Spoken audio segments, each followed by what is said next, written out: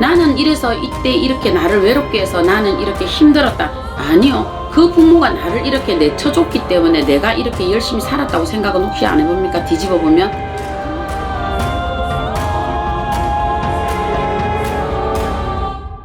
네, 작두신당의 정정은입니다.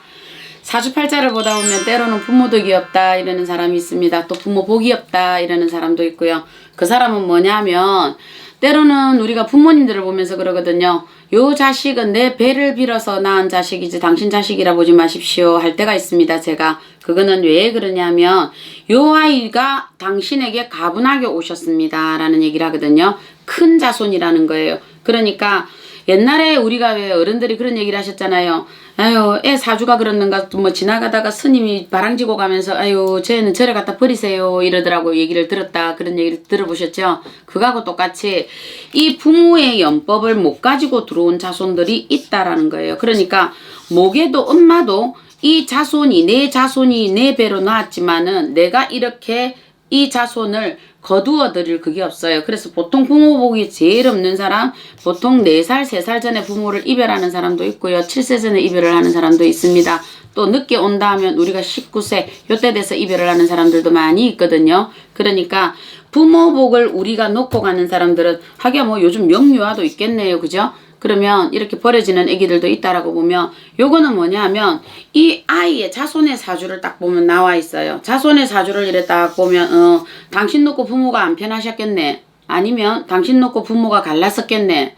당신 놓고 부부가 문제가 있었겠네. 아버지가 먼저 가셨겠네. 이래 나오거든요. 이거는 뭐냐 하면 그 자손 역시도 그 자손도 역시 부모의 덕을 못 가지고 오는 게 본인도 가지고 들어왔고 이 부모 역시도 이 자손을 내가 이쁘게 키울 수 있는 요게 못 가지고 들어온 거예요. 그래서 부모는 배만 빌리는 거고 자손은 이 부모를 떠나서 내가 성공을 해야 되는 거거든요.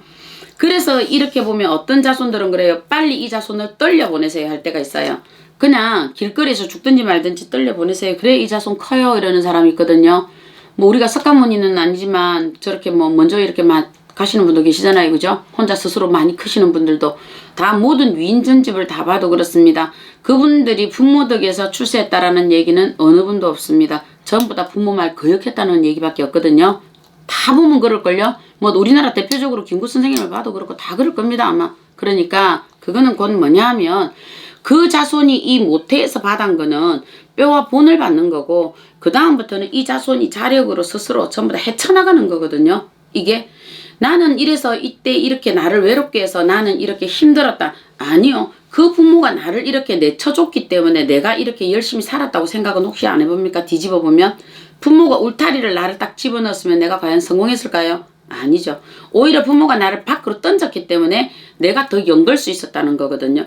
오히려 부모 복이 없어서 엄마 아버지가 시끌시끌한 부부 밑에서 살다 보니까 결혼에 더 신중했을 수도 또 있을 거라는 거죠.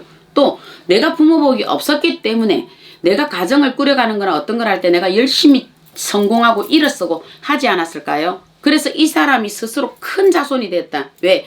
부모 믿지 말고 내가 나의 사주를 내가 열어가자. 이렇게 되지 않았을까요? 저는 그렇게 보거든요. 그래서 간혹 젊은 사람이나 또 아니면 나이가 드신 분들이 이런 얘기를 할 때마다 저는 그래 보거든요.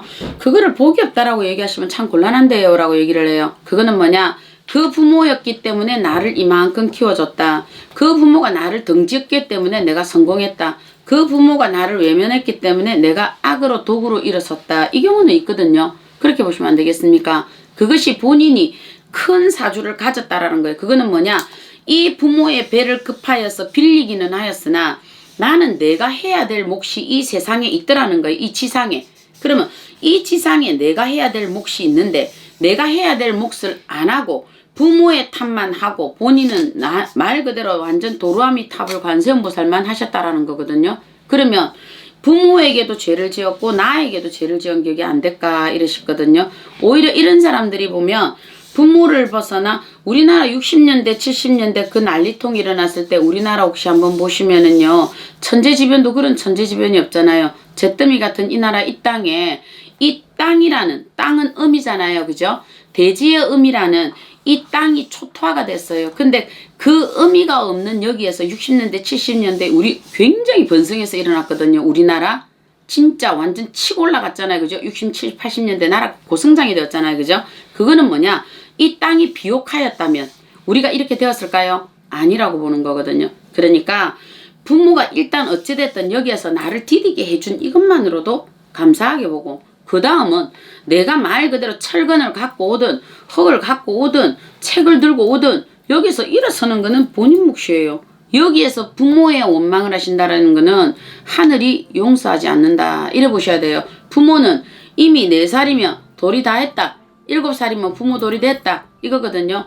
어쩔 수 없었잖아요. 부모가 나를 놓고 갔던 어쨌든. 우리가 외국에 그럼 입양 간 자손들이 전부 다 엉망으로 되느냐? 아니에요. 그 중에 성공한 자손들도 있듯이 그 사람은 왜 성공했을까? 너나 나나 똑같은 척박한 곳이었다. 그러나 똑같은 땅에서 자라도 요거는 잘 되는 과일이 있고 요거는 못 되는 과일이 있겠죠. 저기 어디야 유럽을 여행을 갈 때 보니까 가장 맛있는 포도 와인은요, 절벽 끝에 심어놓은 포도나무래요. 끝까지 살려고 발부둥 친 포도나무 아래서 그 포도송이는 아주 맛있는 와인을 만들어낸다 했습니다. 혹여 내가 그렇게 맛있는 와인인지 본인도 모르시는 거잖아요. 그러니까 내가 없다 생각하지 말고 그 환경을 만들어준 것에 대해서 하늘과 땅, 그리고 본인들이 믿으시는 모든 신께 감사의 인사를 먼저 드려야 되는 것이 맞는 것 같습니다. 네, 잡드신당의 정정은이었습니다.